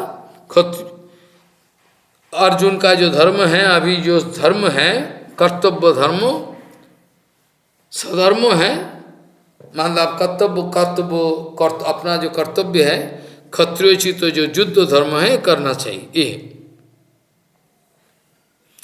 हर वर्णों और हर आश्रम का ही शास्त्रविहित कर्मों, शास्त्रविहित धर्मों जो जैसा है वही सधर्म।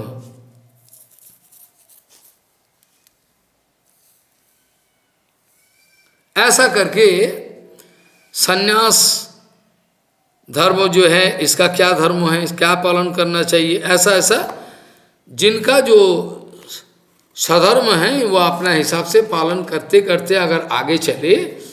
भक्तिविनोद ठाकुर जी ने लिखा, सधर्म को पालन करते करते अगर आगे बढ़े तो कभी न कभी इसका अंदर में तत्व ज्ञान का जो बैकग्राउंड है बन सकता है।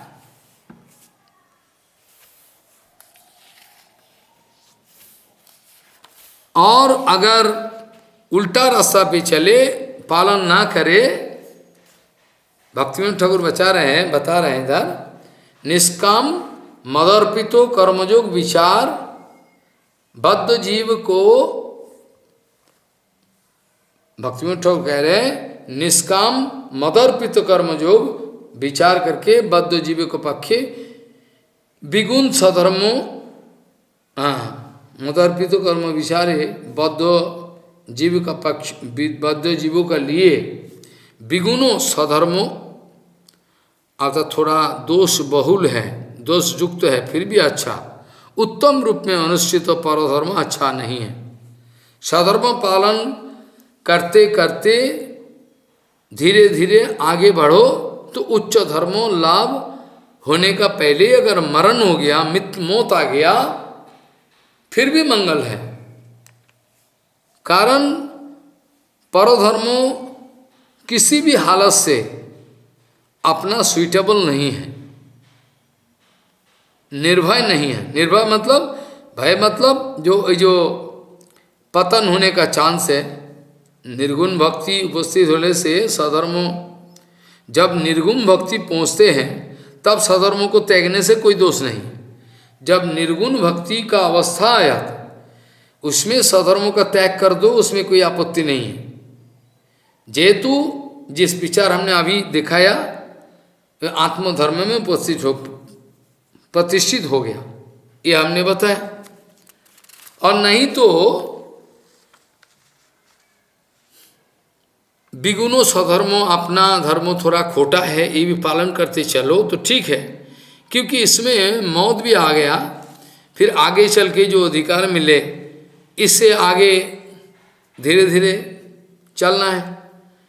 लेकिन अगर पतन हो गया, परधर्मो भयावह मतलब इसमें पतन होने का चांस है पूरा। इसमें आत्मज्ञान का प्रकाशित होने वाला कोई बात ही नहीं पैदा आएगा नहीं। अब नहीं आए तो ये भयावह तो जरूर है। आत्मज्ञान प्रकाशित ना हो तो यही तो भयावह है। भयावह किस लिए? भयावह मतलब भय संकुल, भय संकुल है, कभी भी आपत्ति आएगा, विपत्ति।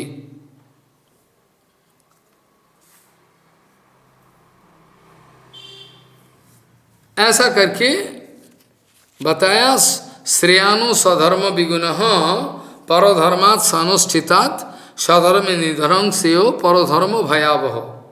स्वधर्म निधनम श्रेयो, इसमें मर भी जाए फिर भी अच्छा है, ठाकुर जी कह रहे हैं। परधर्म जो है ये भाव भयावह है, इसमें जितना भी ठीक नहीं।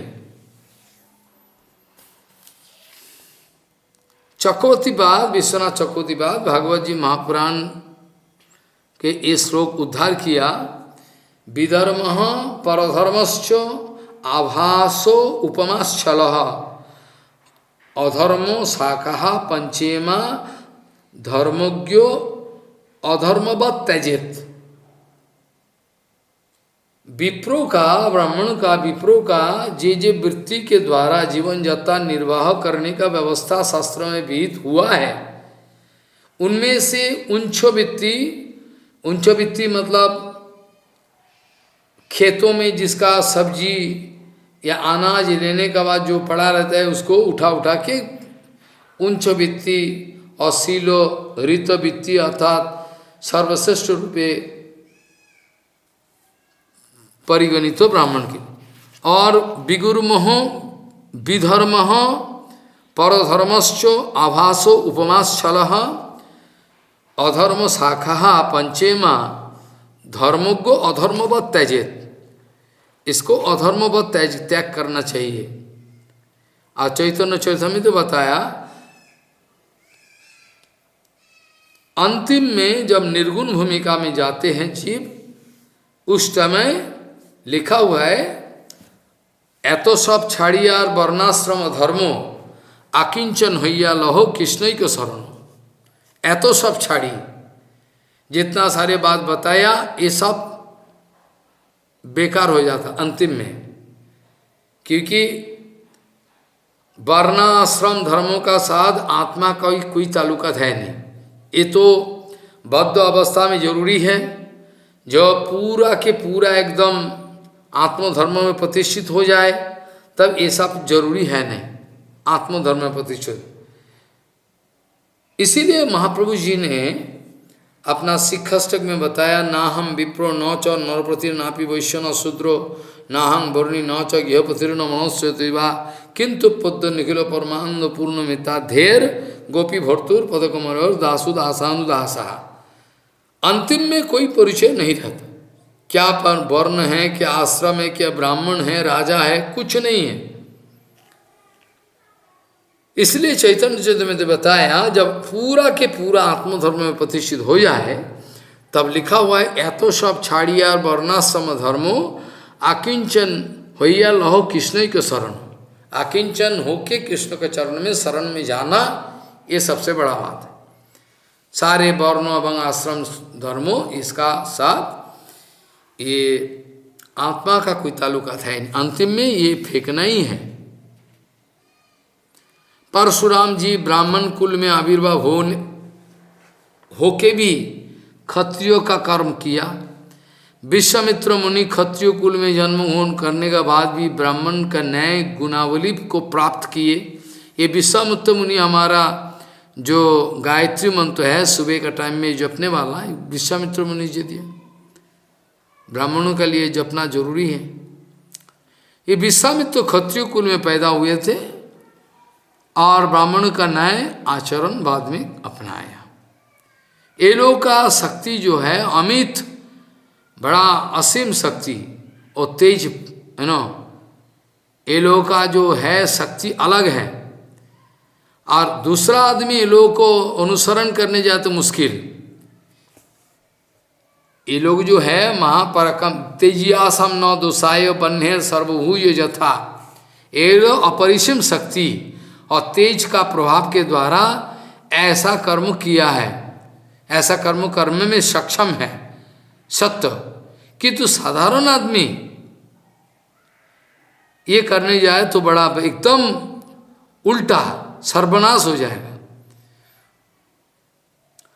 जब भी परशुराम जी ब्राह्मण कुल में जन्म, ऐसा क्षत्रिय का कर्म किया। विश्वामित्र क्षत्रिय कुल में जन्म, क्षत्रिय कुल में पैदा होने के बाद भी ब्राह्मण का कर्म, ये लोगों का भी अपजस हुआ, क्लेश भी, बड़ा भारी क्लेश भी आया जिंदगी में। फिर भी ये तेजियान है, असीम अपरिसीम शक्ति और तेज प्रभाव के द्वारा ये उल्टा कर्म करने में सक्षम हुए।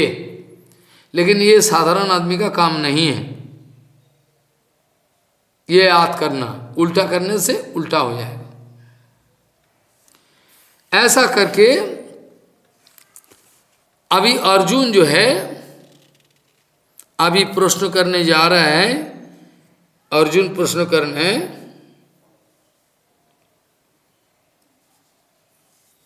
यहाँ गौतमी संहिता में एक बात आता है, न जाति पूज्यते राजन गुणः कल्याण कारकः।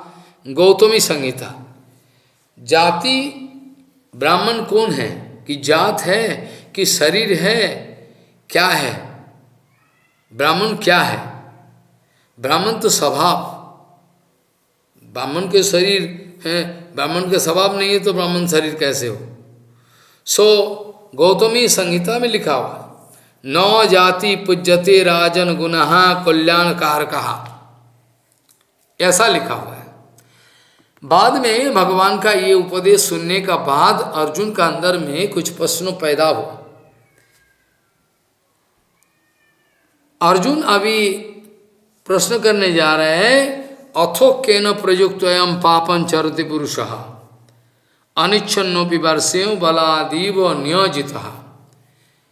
अथो केन प्रयुक्त है, अगर ऐसा ही है तो आदमी किस कारण इच्छा नहीं होते हुए भी खराब काम करने में लग जाते हैं। अथो केन प्रयुक्त है, पापम चरति पुरुष, पाप कर्म में लगते हैं, इच्छा नहीं है फिर भी। अनिच्छन्नोपि वर्षे बलादिव नियोजित, इच्छा नहीं है फिर भी कौन कैसे इसको जोर जबरदस्ती लगा दिया पाप कर्म में। ना जाने कौन जोर जबरदस्ती इसको लगा दिया, क्या है कारण, क्या है। अर्जुन ने प्रश्न किया भगवान को, अथो केनो प्रयुक्त है, कैसे,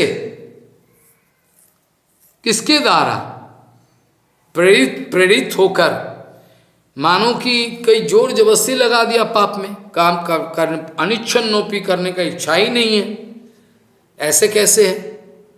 अथो न प्रयुक्त अयम पापम चरति पुरुष अनिच्छन्नोपि वर्षेयो बलादीप नियोजित, इच्छा नहीं है फिर जोर जबरदस्ती लगा दिया, ऐसे कैसे है।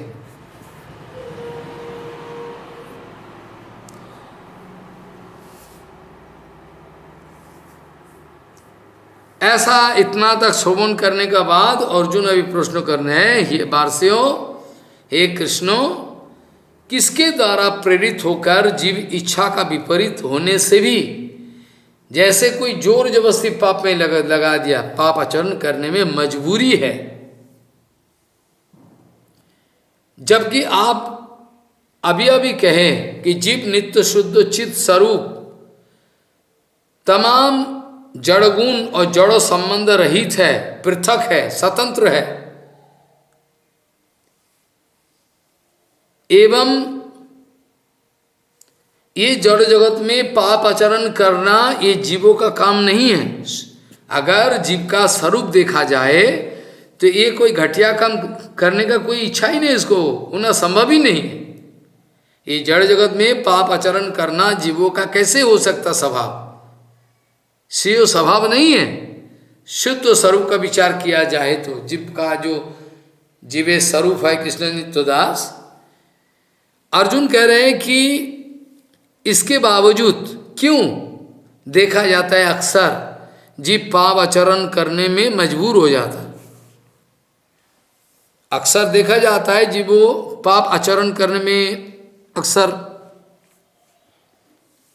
लगे रहते हैं। तो आप ये कृपा करके बताएं स्पष्ट रूप से, क्यों ये जीव पाप कर्म में नियोजित होते रहते हैं। अथो केन प्रयुक्तोयम पापम चरति पुरुष अनिच्छन्नो विवर्षयो बलादीवो नियोजित, जैसे कोई जो जबरदस्ती इसको लगा दिया, ये क्या कारण है। आगे अभी भगवान कह रहे हैं, उत्तर दे रहे हैं अर्जुन को, जे काम एशो क्रोध एशो रजोगुण समुद्भव महासनो महापापना विद्येन मेनम वैरिणम। आप पूछ रहे थे ना अर्जुन, तुम तो पूछ रहे थे ये कौन जुमा है, कौन लगाता है पाप में। जीवात्मा का तो स्वरूप विचार का, ये पाप करना संभव ही नहीं, फिर भी पाप में लगे रहते हैं अक्सर, क्या बात है। भगवान कह रहे हैं कि काम ऐशो क्रोध ऐशो रजोगुण समुद्भव, ये जो काम है क्रोध है ऐशो, ये सब रजोगुण समुद्भव, सारे रजोगुण का ही विकार है, रजोगुण से उत्पत्ति हुआ। महासनो महापापना, ये सबसे बड़ा बैरी है, बदमाश है। महासनो महापापना विद्धेनम विद्धेनम ही हो बैरिनम, इसको ही शत्रु मानना, मान के चलना। ये आपका आत्मोन्नति, आपका आत्मा का उन्नति का मार्ग में ये सबसे बड़ा दुश्मन बन के बैठे हैं। आपका जो आत्मोन्नति का मार्ग है, इस मार्ग पे ये सबसे बड़ा दुश्मन बन के बैठे हैं। किसी भी हालत से आपको आगे चलने नहीं देना चाहता है, बिल्कुल आगे चलने नहीं देता है। काम ऐशो क्रोध ऐशो रजो गुणो समुद्भव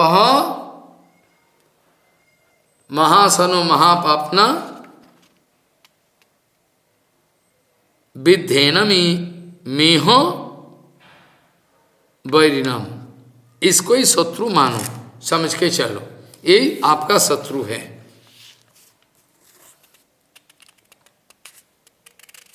ऐसा करके ठाकुर जी इसको समझाए। और धर्मों का रास्ते में अथा आत्मोन्नति का रास्ते पे सर्व रिपु है। आप जानते ही हैं, शास्त्रों में बताया गया, काम क्रोध लोभ मोह मदो आश्चर्य सर्वरूपी सर्व रिपु है।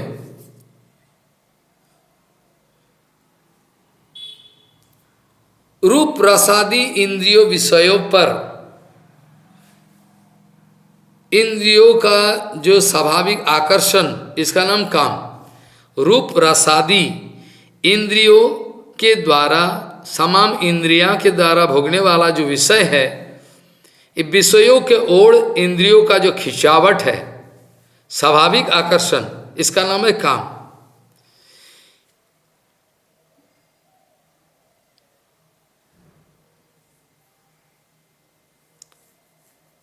तो ये जो काम है ये रुकावट है, और स्वाभाविक एक काम, मतलब ये काम है, मतलब इसको प्राप्ति करने के लिए इसका पीछे दौड़ता है।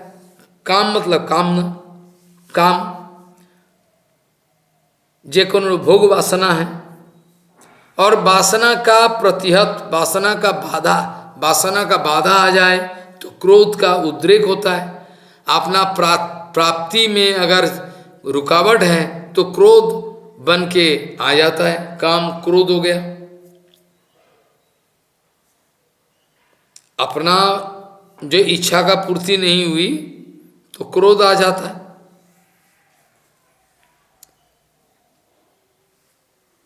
और धन दौलत और तमाम चीज़ों के लिए जो आकर्षण है, खाने पीने का मामले में धन आदि प्राप्ति करने के लिए जो एक मन में जो उचाटन भाव आता है, ये लोभ है।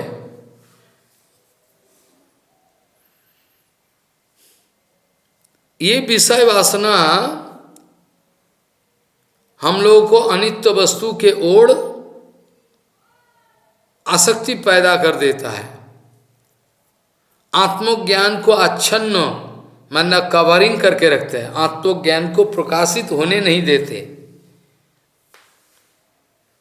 ये जो कामना वासना आदि सब कुछ जड़ वस्तु है, इसके अतीत जो एक नित्य वस्तु है, नित्य नित्यानाम चेतनश्चेतनानाम एक बहुनाम, ये जो श्लोक बताया, ये नित्य वस्तु को देखने नहीं देते, ये नित्य वस्तु को अनुभव में आने नहीं देते। इसका काम है लोभ।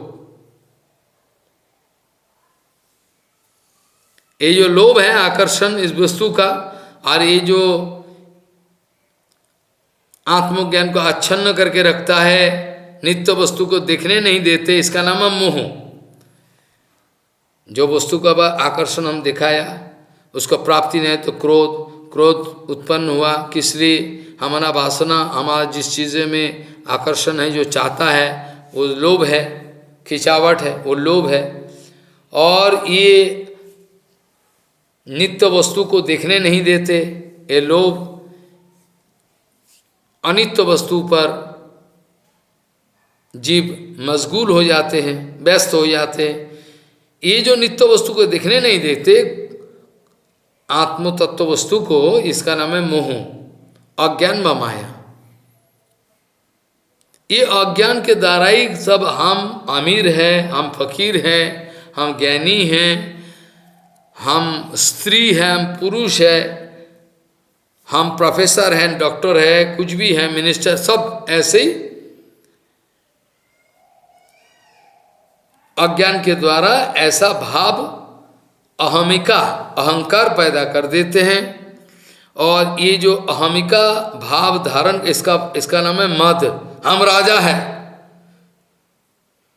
ये ऐसा करके जो भाव आता है, वो जो अहंकार का भाव धारण करते हैं, इसका नाम है मद। ये अहंकार जब दूसरे का उन्नति का दर्शन करने में रुकावट होता है, ये अहंकार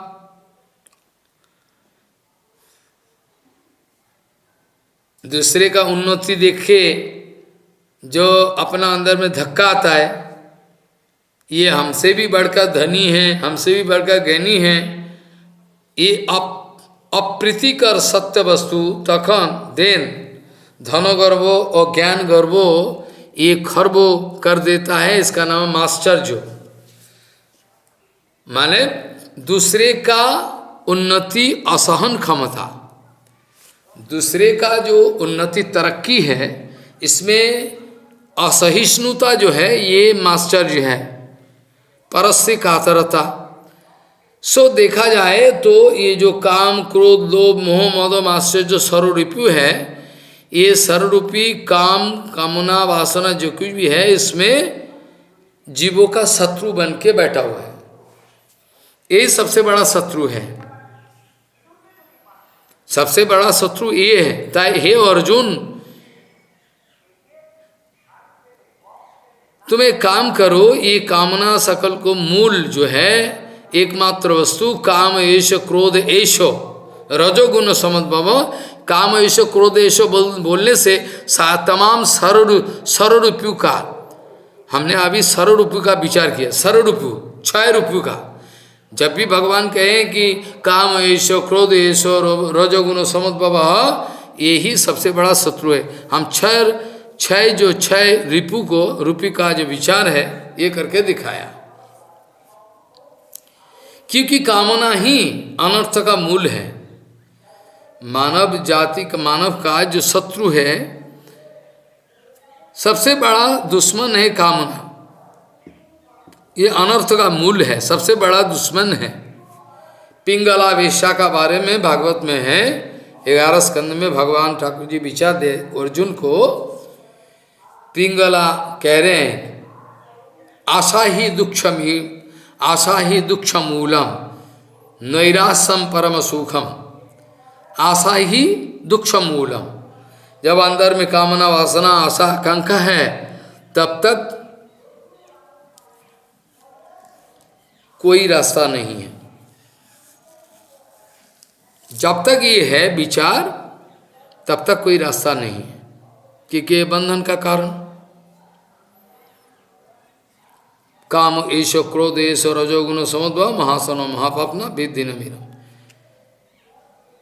पिंगला विशा जी ने ये बताया, भागवत में है। नैराश्यम परम सुखम आशा ही दुक्ष मूलम, आशा मतलब कामना, वो जो सर्वरूपी है, सब एक का साथ दूसरा जोड़ा हुआ है, एक का साथ दूसरा जोड़ा हुआ है, धीरे धीरे आते रहेगा। काम क्रोध लोभ मोह मद मात्सर्य, ठीक ही है। ऐसे करते करते बिल्कुल पानी में फेंक दे, बिल्कुल।